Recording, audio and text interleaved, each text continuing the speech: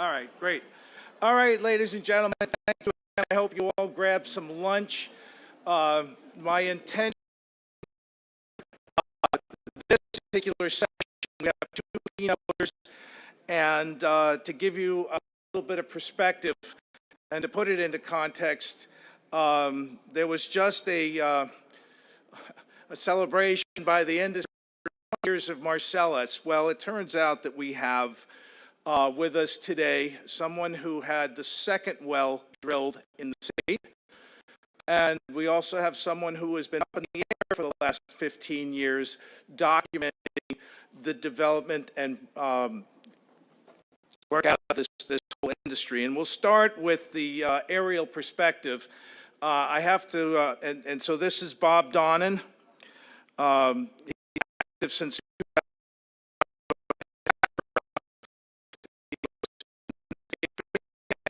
the first time I met him, he talked about his his area in Peterstown, and it's thanks to him that I'm actually in a documentary that was done in 2010 called Gas Grouch, which again I was in for see the industry and the build out from that perspective. But Bob has been going up on a regular basis now for 15 years. So I'm going to call him up to the podium here. Oh, there he is.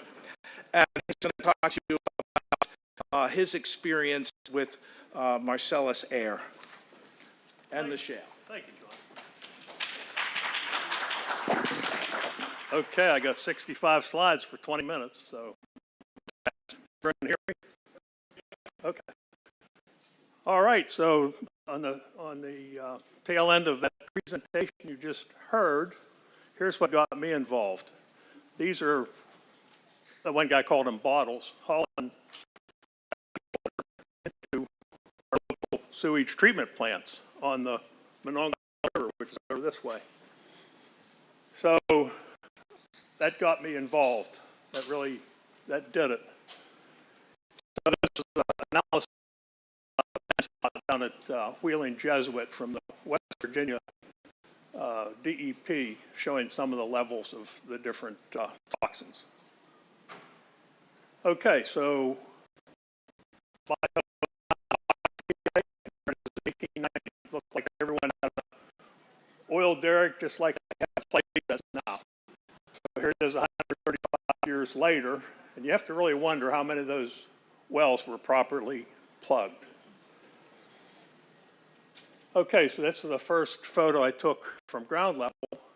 Sorry about my back over here.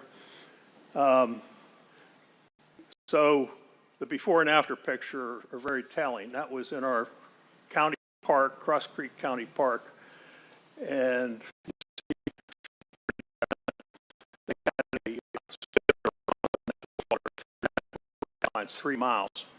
And they had a spill, the initial spill, and with a fine of $23,500. So yeah, the fine levels were very low. So yeah, here's some of the details on that. And we've had repeated spills like this. You can see the plastic pipe they use. A lot of times they break at junctions like this one. And here's some of the, the industry will say, well, it's just a handful of minnows. But yeah, these small watersheds really get abused.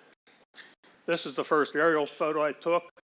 That's the site in Amwell Township, just down the road from where Amity and Prosperity book is focused on. So here's the difference. You're being legal and photographing from the ground. You get the pictures.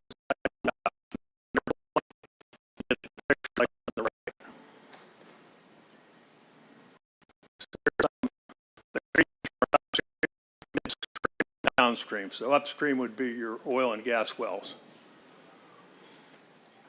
So this is probably one of the most shocking pictures we ever took. This is down in West Virginia, and you can see how these homeowners had this just huge development right around their house with these impoundments up above their house and all the fracking going on. I don't know if they still live there or not. So this is another early picture I took. And being a landscaper, I would like to know how they glue soil on a vertical slope like that.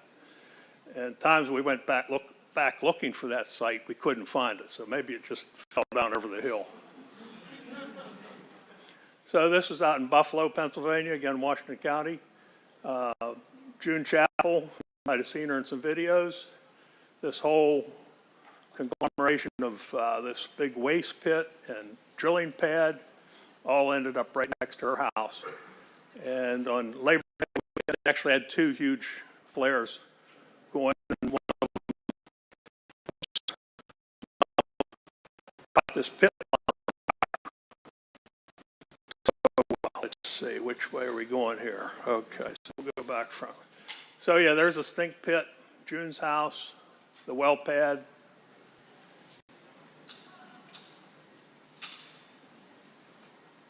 This is the Yager again in Washington County. It's just up the road from where that first drill rig picture from the air was taken. And this drill cuttings pit and this impoundment were both in a couple different lawsuits. And again, this is anonymity and prosperity. So we had all these different leaky waste pits. Pennsylvania. And, DEP finally issued their largest fine to date, $4.5 million. So here now where they all kinds of development upwind. Okay, so this is thanks to Ned Katire, he put this map together. This is recent.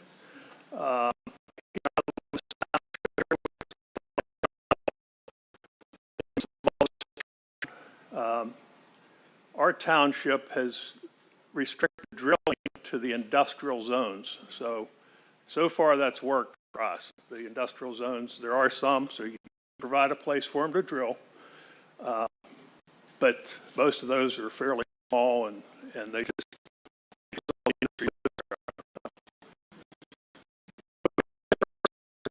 started out looking like this. And you can see there it's compression horsepower. This is midstream. Okay, and then you have these developing over the years. As they drill more wells, they need more compression to move the product through pipelines. So, let's see, this one, this is the Smith and the three brothers. They're both in Smith Township, which also has a couple large processing plants. If you're ever flying out of Greater Pitt, these are southwest airport, not very far.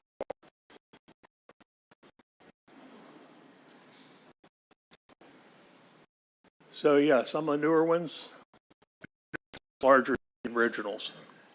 This one's just under 20,000 compression horsepower, along with the Smith compressor station. And there it is being developed over the years. The Pittsburgh Post-Gazette did a long article on this particular compressor station, the people around it and so forth.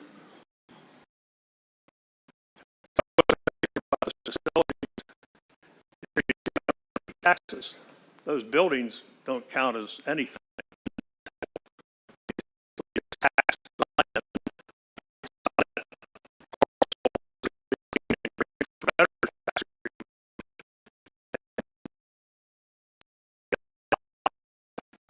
Property tax and school tax that our house had, which is a small house on the fifth of it. That's what a compression where the compressors go over the air limits on pollution. Sometimes they have to use electric compressors. So then, of course, the pollution comes from somewhere, comes in on. This is an old slide from Clean Air Council. Kind of shows you what the picture is on compressor stations and the nitrous oxide.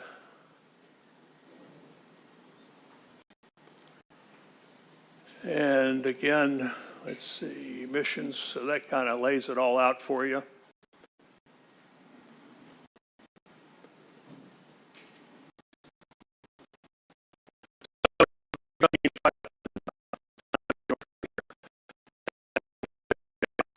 Compressor station, this is the first part.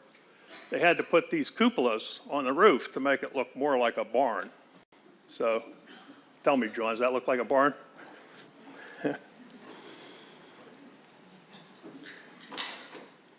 The Welling compressor station, there's a before and after. I'm just wondering if that landowner happy that land station.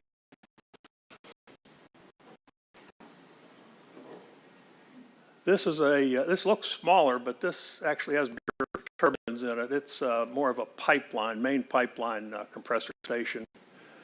It's not too far from where 40 is in Washington, PA. So here, I thought this is a great shot showing what fracking actually looks like.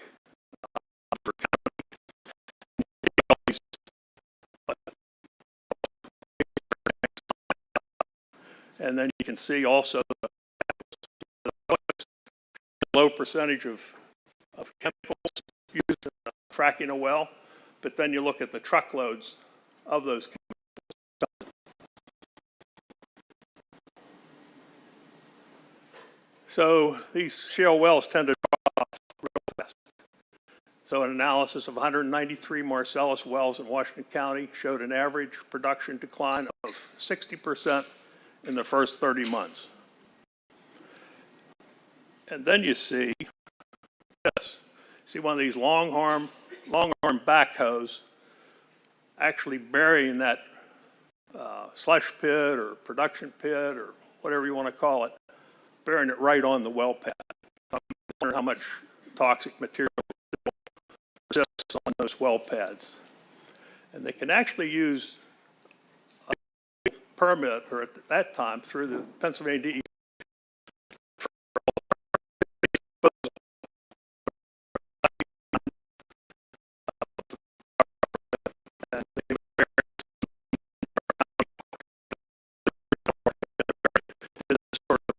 on the well pads. That's the alternative waste disposal practices. I'm going to ask John to make these slides available on a PDF, so you'll be able to cover this. So, frac chemicals, there you go, look at the large volumes. Seems like in later flights they started to hide them, so I couldn't see them. This is one of the first. And we never think of the people up in Wisconsin where they're strip mining this frac sand. And as far as frac sand, you know, still coast the workers. Back in the day, they didn't handle all that dust and fine particles that some respirators won't even stop. But yeah, so think of where it starts.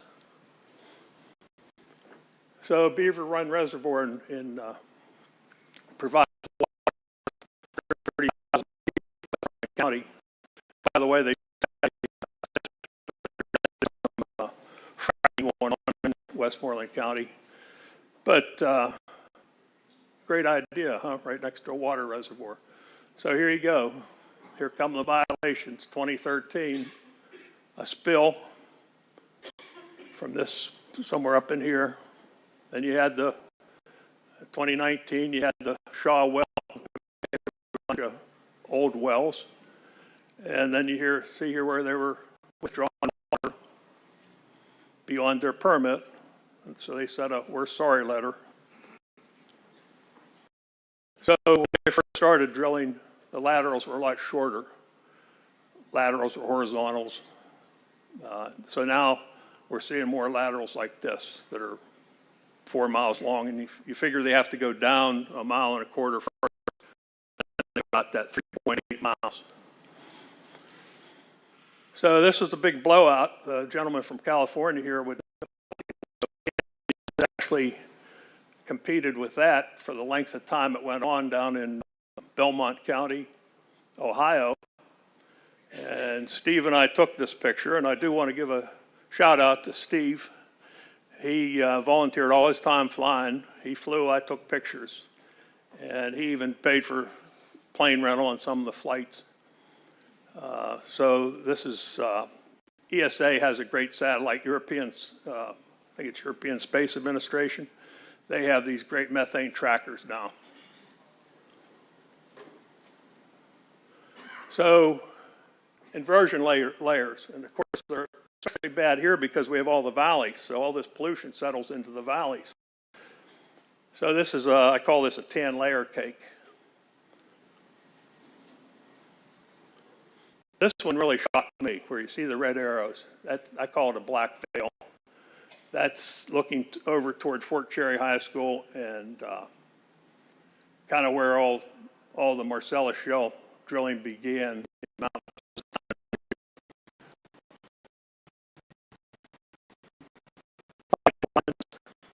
These are ones they had to put above ground because they're mining underneath. And then you can just see the length of some of these ones that are added. And they can never grow trees again.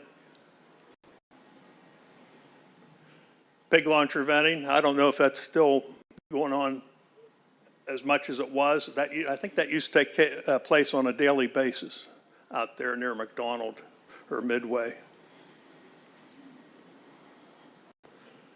And here's the Revolution pipeline explosion, the picture we got of that. And I mean, these guys must be daredevils to run those track hoses on that kind of slope.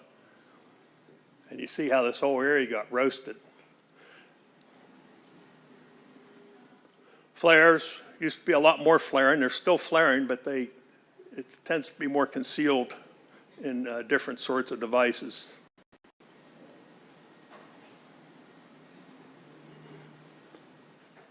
So here's the development of probably the biggest processing plant in our county would be the Mark West Houston gas plant.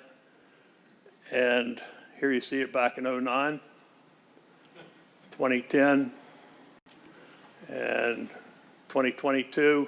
We keep building more of these cue balls. That's the main plant. I'm told by one of the officials out there in that township, they started building this without a permit. Okay, and then right next to that big plant is the gas plant rail out where they load these black rail cars with gas like propane and butane, things like that. So yeah, right next to that plant we have a Votech and daycare center. And there were multiple, they call them upsets. That's kind of a nice word, like a tummy upset, 5 minutes. Okay, John. Okay, so everyone's interested in the big Shell cracker plant. Here's what it looked like before. That was the Horsehead zinc smelter in 2013. We went to a couple hearings about it. Here it is close to Halloween last year. And those are pictures other people have taken of different, I guess you'd call them upsets. I know it upsets a lot of people. Majorsville, West Virginia, you can actually drive through the center of this plant if you ever want to go for a little tour of a big cryogenic gas plant. It's kind of on the Pennsylvania-West Virginia border west of Waynesburg. This is just one part of it. This was an addition they were putting on.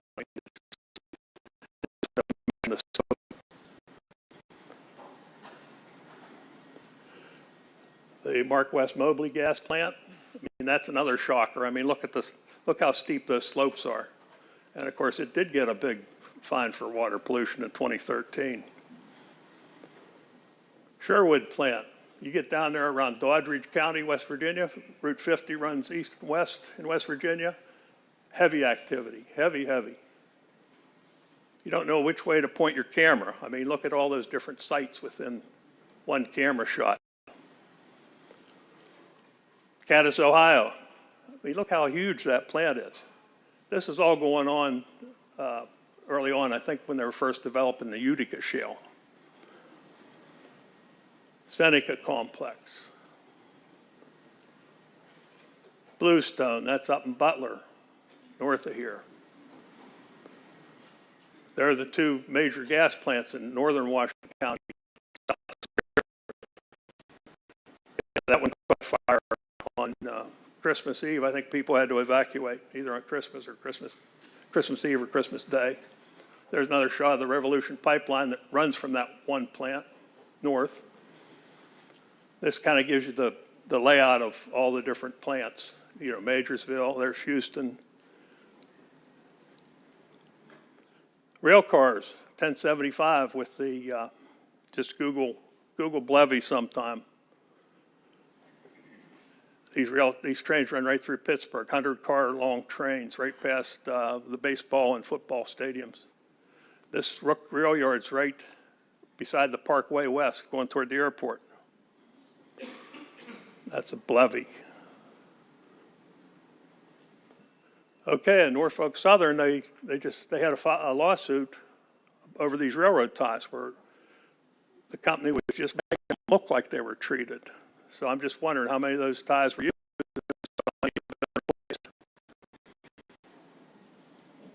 And these .11 rail cars, I think I just saw something where they've replaced a large percentage of them. And they did have this, I went to this seminar in Pittsburgh, Oil Train Response 2015. That was about over the Canadian crude being so much more flammable. Westmoreland landfill, well, that's where you get rid of all your radioactive waste. Just put it in landfills. Meant for garbage that only have liners that last, or designed to last 100 years, and you have 1,600-year half-life radioactive material. Crazy. Okay, there's my kind of picture. Questions an hour later, John. Any questions? What's that? Okay. Any questions?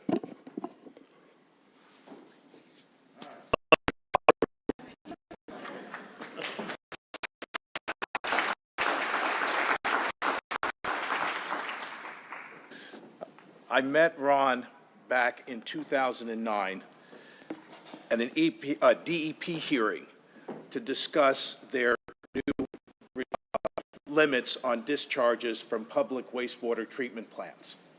Because at that time, the industry was allowed to take 1% per day of their produced water to public wastewater treatment plants. So think about what you've seen today and the numbers you've heard about. That's a 1 in 100 dilution. And they were literally salinizing the three rivers of Pittsburgh. And this was to discuss that. Well, I met this guy, and he says, I'm a farmer from Washington County. We got talking, and he invited me to visit his farm, which I went on Martin Luther King Day in January, and I've never been the same since. And we've been in contact all these years. He's done a lot of advocacy work and has met a lot of people. He's got a background in heavy equipment and sales and working on rigs and servicing wells. And he has infinite knowledge of the industry. So without further ado. It's been a long journey for my family, my daughter, my son, myself, but they've created a monster now because I know they took my wife's life. But they'll say, prove it. Anecdotal. Bullshit. I've been doing health surveys for Damascus citizens ever since it started, actually. I was documenting information. I used to work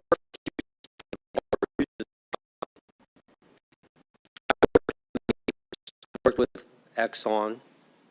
I worked with Texaco before they sold out to Chevron. I worked with Pennzoil. There were 4 deep wells that went down in Pennsylvania in 1980, was around 1985. 4 deep wells were taken. Think about it. whole information in the Appalachian Basin. I worked on 3 out of 4 of them. I lived on site with Mr. de Villiers from Exxon. He's world renowned. I had tools on that job. I had to work with the day driller and night driller. You're up 2 days straight with no rest. Oh, I'm lying. When I worked for Hughes Tool Company, I averaged some months 6,500 miles a month on a company vehicle. I chased 28 rigs.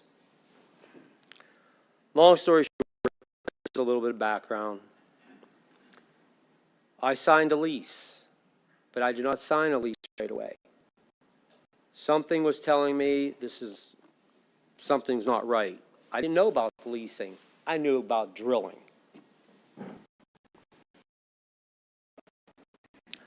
Ended up signing the lease, but the hook that they used was you were going to get 350,000 cubic feet of gas free a year. Really? Both my grandparents on their farms had free gas from the vertical wells. They never told us that they were drilling either. I figured it out because they didn't know that I had a background. All the questions that I asked, I knew the answers. They lied. So, they were supposed to be drilling I think it was the Trenton Black River on the lease. Not Marcellus. Marcellus was never even mentioned. So once I found out, once I kept, digging, and more information came to the surface, and the gas was wet, well, then I'm out there and I'm just screaming to everybody.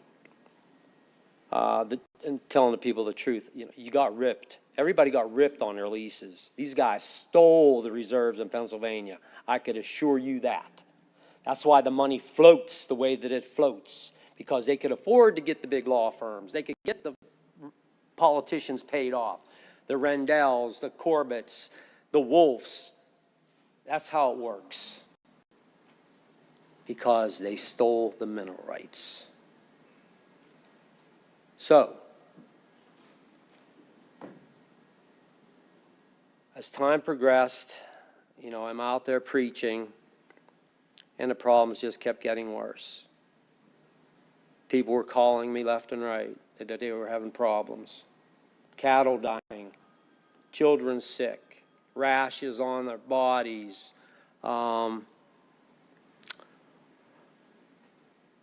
So I started documenting all that, and it was all going to Damascus citizens, and then they were sending it to the ATSDR, and they certainly know who I am. The rare cancers that popped up in Canonsburg with children from Canon-Mac, that was me. I gave that information to, I worked with Dave Templeton from the Pittsburgh Post-Gazette and Don Hopi. And I told him about the children that I knew, 12. One of those kids that died was a personal friend of mine. It was his son with the Ewing sarcoma. So I've been at this battle for a long time, and it just keeps getting worse. I moved out of here in 19 to Iowa, northeast Iowa. And then in 22, my wife got diagnosed with acute myeloid leukemia, and she died. For 14 months, I went through hell. She went through hell, and I stuck with her. Back and forth to the Mayo Clinic in Rochester, New York. And all she wanted to do was live. And I have seen this over and over in families. So, anyway, just so that you know, the Mayo Clinic in Rochester is in the process of building 3 more buildings as we speak for hematology. the roof. I talked to a number of doctors. I talked to the 3 teams of doctors that worked with her, the nurses that were on the floor, the hematology floor. They're all just amazed. This patient's coming in. A number of people were there from North Dakota. What's going on in North Dakota? The Bakken. Well, anyway, let me move forward. This was my farm. And thanks to Bob, they took an aerial.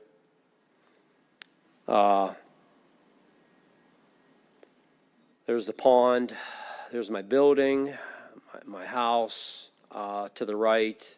As you go down the driveway, I had a right-of-way of about 500 feet across the creek, and up on the bank was the house that I redid. And all hell broke loose when they started to come on, started to drill.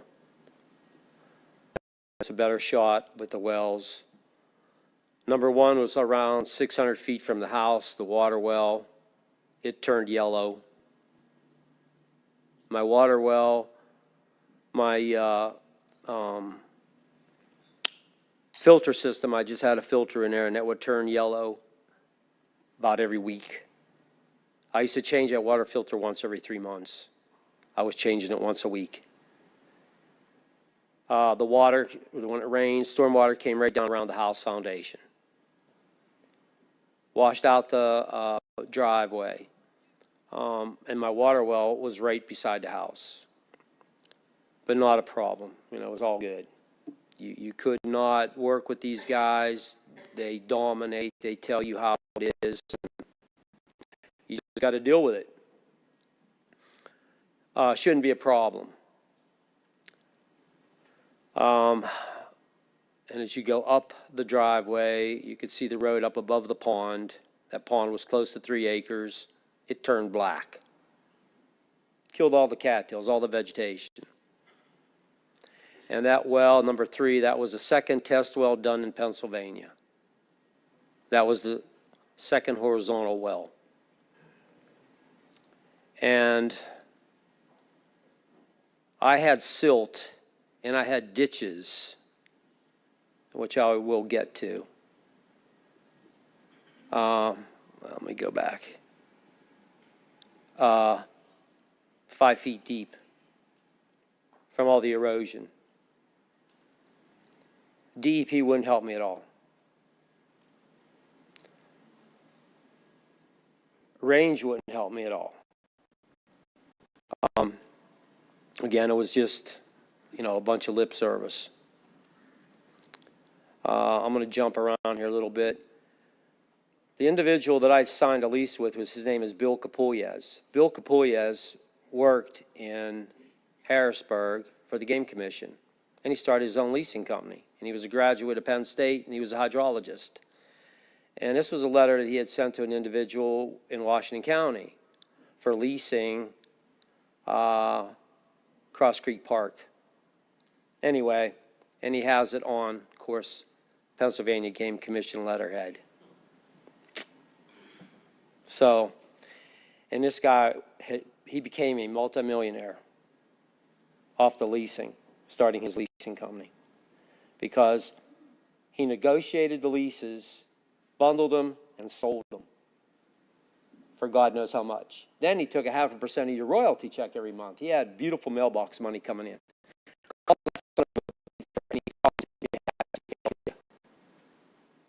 My neighbors are yelling, they're calling me and all upset, yelling, well, what are we going to do? What are we going to do? He won't return a phone call. I said, they got us. Then try to get help from a lawyer, a law firm. Industry had a meeting at the Westin back in 13. You could probably look it up, 2013 summit meeting, where the industry had a meeting for the law firms and real estate companies. Why would you do that? It's all organized crime. This thing was so laid out. 100%. This is the day I think John came out, and the brine tanker just left. So he sucked out the water, and the rest of the liquid that's in your brine, you can't suck it all out. So there it goes, right on the ground. And when it rains, where does that go? Right to my pond.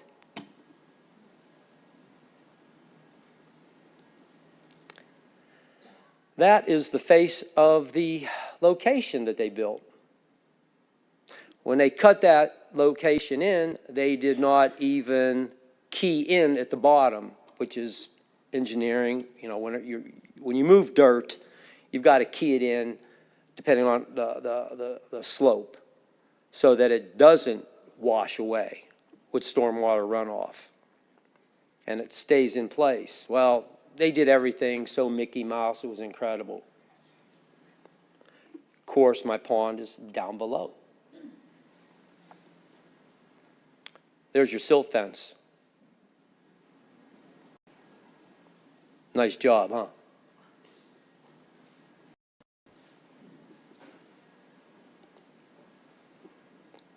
Right over top, right down. And I was just so livid. So they're going to put these little sediment ponds in. This was a sediment pond along the location road, below the landfill, or below the well pad, because this is all running down into my pond. Because I had 10 to 12 inches of silt in the back of the pond. So it was killing fish too.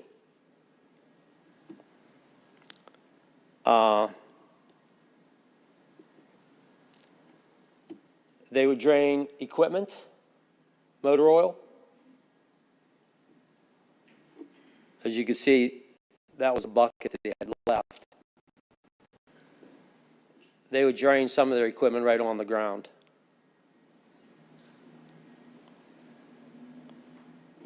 Here also, these are the condensate tanks. Again, when they would leak, after they would take out their brine, their water, because there's condensate in there, because the condensate will go to another, ergon would come in and extract the condensate, and that would be your, that would go to the refinery. So then they fixed this all up because, again, it would just build up there and it would wash down and go back, right down along the location road into the pond. And by the way, the deer would go in here. And they would go down and around these tanks, and they would be licking and eating the mud because there was salt. I found 3 dead fawns on the farm. I found there were 2 in one field. There was one that was born, and it was just dying. I mean, it was just like the cattle, like the calves. I mean, it was born, but it was just sick, dying. I mean, it could never stand up. So it died in its, like a fetal position. The other 2 that I found were probably a couple weeks old. The coyotes wouldn't even touch them. So I'm like, oh man, this is not good. And of course, my horse foundered. I always had horses, I always rode. And what a lot of people don't realize, when they are exposed to chemicals, it goes to their hooves. They ruined him. And I happened to have a guy that was driving a water tanker find out, or he came up to me one day, said, I understand you're going to get rid of your horse. I said, well, he's ruined. I said, he's foundered. I said, it's got to be from the spring water and from the chemicals and everything these guys are using. So, well, I'll take it off your hands. I said, well, you know what? I'll let him go for $300. He said, $300? I said, yeah. Okay. Range put him up to it. Had to get him off my hands. Because this situation happened at Amity and Prosperity. When Jody, the horse that Ashley rode and won World on for barrel racing, twice, died because of the contamination. But guess what? They brought in a vet from Penn State, a vet from Ohio State, and the horse was crystallizing inside. They said they had never seen anything like it. Horse died, but Range wanted to take the horse off their hands. How about that? Vet said no, bury it, because we could go back 2 years to take tissue samples. This is what they do. You have no idea the cattle that have died. I gave Josh Shapiro's right-hand man, Justice Brambley, his right-hand agent, 6 pages of names and numbers of people that were impacted in Pennsylvania. This was hours and hours of work that I did, talking to people, writing down what happened, et cetera, et cetera. Some of those people were brought in for his grand jury investigation. Testified. Many of them were brought in. Never asked me. And they never tried to help me either. At all. Because I had a law firm destroy my discovery. Burns, White, and Hickton destroyed my discovery against Range. And I'm still in litigation since '07 with Howard Hanna Real Estate. I have been put through hell. My wife is gone. I lost my farm. I lost my job of going on 20 years selling heavy equipment. And I was a top salesman there for years because the company that bought us out was Murphy Tractor and Equipment Company out of Wichita, Kansas.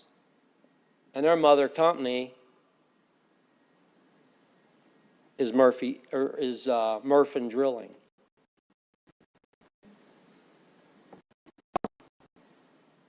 And my manager at that time came up to me and said, I don't want you talking to any of the employees regarding fracking. I said, if they ask me a question, I can't answer it. You heard what I said. Really? So you're going to tell me what I can say and what I can't say? I've had it with these people. The lawyers, they want to come at me. Bring it on, please. Bring in your defense lawyers, your big boys with their $1,000 suits. I've had enough of this. I've had enough. And I've seen the suffering and the carnage from it all. The rare cancers from it all. I'll get through these slides and I'll say a few more things. It's just condensate tanks and a dehydrator. There's another well, a vertical well there. It's probably not a horizontal well. This is a stream that comes from my pond because that pond was a stream that was dammed up. They were doing a pipeline crossing. They were doing the repair work on it. They did not follow the permit at all. Got caught that day by the DEP. So they were, DEP was doing a good job. And that was Mark Kill. And Mark Kill told me years back, before this violation happened, that my farm was a textbook case of what not to do. And they had an album full of pictures like this thick at the DEP's office. But when Bob and I went down to do a file review, I asked where the pictures are. We don't have any pictures. So wait a minute. I was with Mark Kill and Vince Yanko when Mark introduced Vince to me. And he took pictures. I saw the picture, or I saw him taking pictures with the camera. And then Mark Kill told me he took pictures. No pictures. Oh. Well, we ended up, I had a lawyer by the name of Charlie Spear. They did file a right to know. By God, we did get some pictures. Not all of them, but we did get some pictures. Now, these guys here are digging. It's raining. It's a mess. They're digging right through this creek. They don't follow procedure whatsoever. So they stopped them. Of course, they're standing there to the left. You know, they're always walking around dumbfounded, like they don't, oh, we didn't know, sorry. You can see that this is what they were supposed to build, a cofferdam to put the pipe in. Well, and reroute the water and pump it. They didn't do that. They just went right through it. Then you're going to see there's oil on this water. This water is above where they're digging.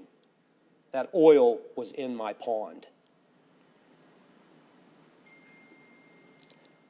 There's another slide of the wonderful job that they did and on my farm.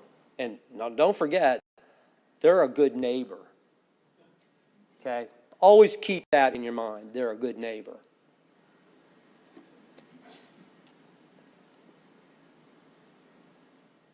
And by the way, their spokesman for Range, he lives in a $1.1 million house now. They take care of their people. But they all have blood on their hands, all of them. That, again, and I think that's Mark Kill standing up at the top of the well pad. And these pads are supposed to be reclaimed in 9 months. It was over 3 years that they came back to reclaim. And they wanted my farm. They wanted that pond. They wanted it for water. And they fracked 4 wells from that pond. And they were going to give me $10,000 per well. Because they were trying to get they were going to pay me 5 cents a gallon. And I said, you could never do that for 5 cents a gallon. I never did get that $40,000. And the crime, I also had my garage broken into and my machine. If you see these, the dots and then the squares are crimes that were committed in Washington County. Because normally, crime will go up a minimum of 20% when they come to town. You have a lot of people, transient people, and they keep an eye on your time schedule when you come and go from your home. It happens. And we were getting robbed left and right in Hickory. But I did catch them, but I won't get into that. This is my neighbor's water. And they had like 10 or 12 goats. They all died. They get like neuropathy in their hindquarters, and they don't have the strength. That happened with the cattle too. And here's their water tests: the strontium, the manganese, barium, iron. Of course, there's a little cartoon.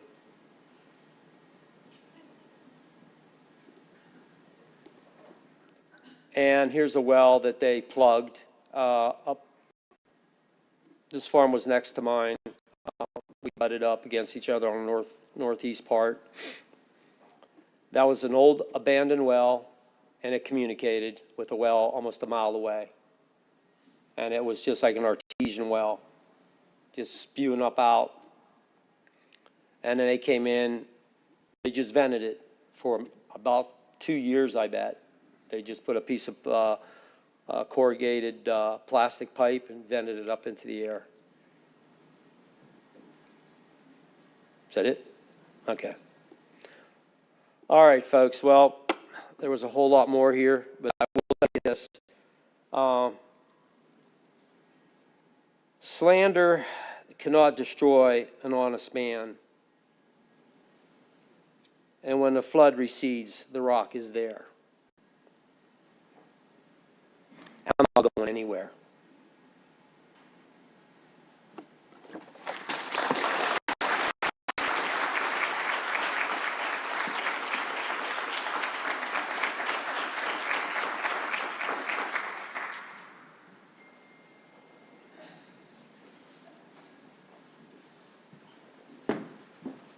All right, I have a, thank you, Ron and Bob.